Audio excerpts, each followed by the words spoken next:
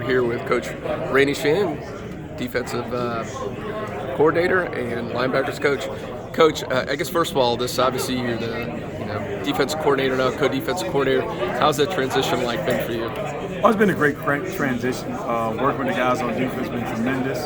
Odell, Coach JP, Coach Fuller, and other staff members have been great. It's been just an easy transition because I was here last year, but we all worked well, so it's been just like normal. Now you had this role, I guess, at Florida before. So how's that going to prepare you for this, and how will you and Coach Fuller be able to work together? I mean, how's that interplay going to go forward? Oh, it'll be easy. I mean, Coach Fuller going to call the plays like he always does, but we sit down as a staff. It's not a deal where anybody has an ego. You know, he has a final say-so on what we do, but as a staff, we do a tremendous job of putting together a great game plan. And Coach Fuller's always been open to suggestions. Even on game days, he's open for suggestions, like really a good coach should be. So I think it's going to be exciting and really happy to be around. How are your philosophies similar or maybe a little bit different on how you approach defense? No, they're just similarities. You know, like anything else, we want to stop the run, but we want to get off the field on third down and create turnovers and negative plays. And if we continue to do those type of things, we'll be a good defense. We talk about also the linebackers, a role you've had before coaching both the defensive coordinator and linebacker position. Let me talk about Tatum Bethune, having him on here, transfer over from UCF. What is he going to be able to do for your unit?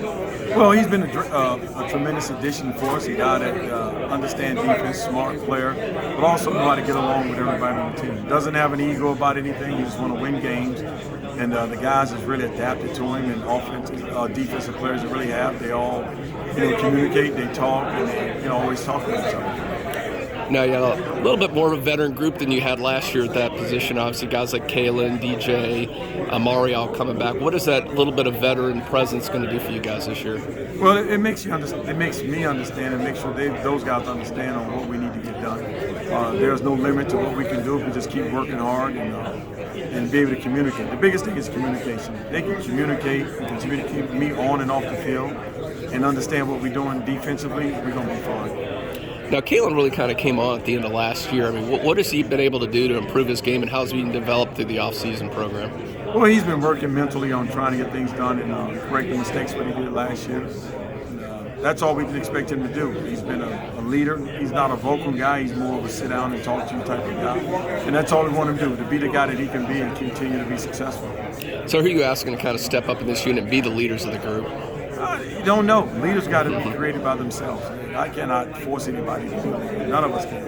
And the leader will evolve on his defense, and the leader will evolve in that room at linebacker. So when that leader comes about, we'll know which direction we're going in. Obviously, a little bit added depth with some of the experience. Will that help you guys become a little bit more multiple? I know you guys go a lot of two linebacker sets. Will you be able to kind of change up on that more this year with a little bit more experience and depth?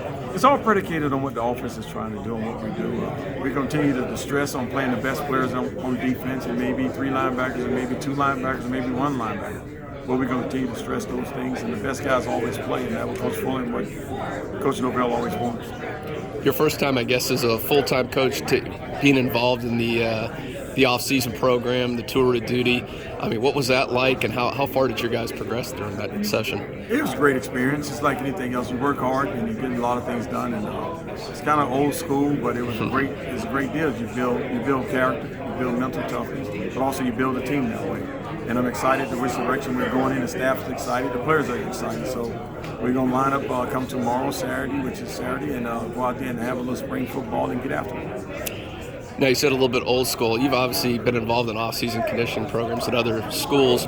What does Mike Norvell do a little bit differently? What's his philosophy through all this?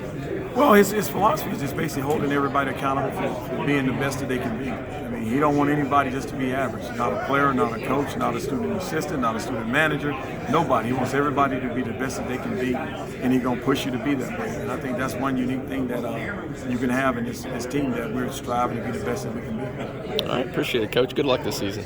Thank you.